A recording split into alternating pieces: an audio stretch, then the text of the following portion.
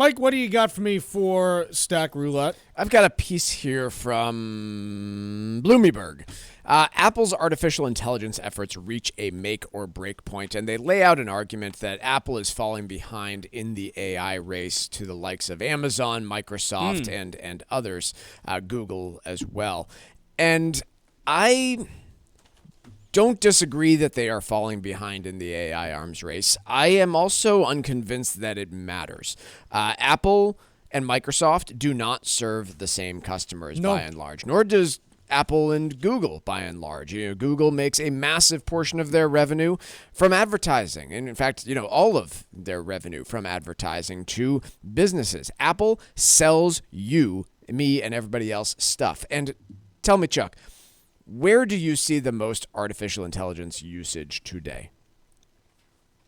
Nowhere, quite honestly. I mean, to me, it's mainly in business settings. It might be some business-to-business stuff. It may be in employees using it for work-related purposes. Apple doesn't need to be here yet. I continue to say that where Apple succeeds over and over again is taking a product that nobody knows what to do with and can't sell, making it more user-friendly for the individual, and then charging a massive markup for the Apple logo to be on it and making it fashionable, usable, and profiting on it. I don't think they need to be here. And I also think there's just there's no killer app for AI.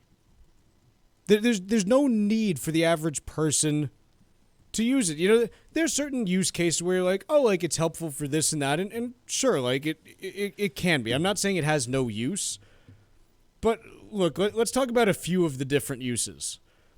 So, asking it a question in order to get an answer can be accurate, but can also produce some results that are shockingly inaccurate, like should you eat rocks?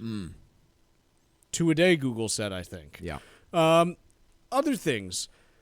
If I have to see one more AI-generated picture of something that's not really possible, or frankly, the number. I click away from pieces that I'm reading when I see that stuff, just because it's like, okay, I'm done with this. Like, this is useless. Yeah. So there's no killer app for it, and when the iPhone first came out, it was, okay, here's what it does. It's your iPod plus you can call people, and then you started getting the weather app. There was all this stuff you could do on it. What does the average person need AI for? They haven't answered that yet. The most memorable thing that I can think of was when my daughters were teasing each other about boys, and I used AI to generate a poem to embarrass them. The single, funniest. But you wouldn't pay for that. Absolutely not. No. Not a chance. You wouldn't pay for that. Of course not.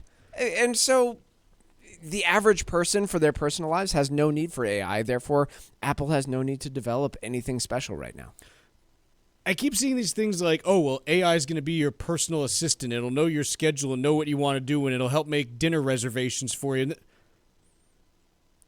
Nobody's going to pay for that. How long does it take to make dinner reservations?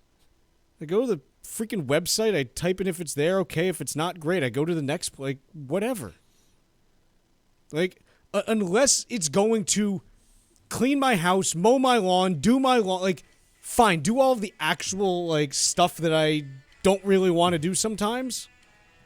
Cool. But if it's going to be hey, you might be hot. Should you turn down your heat?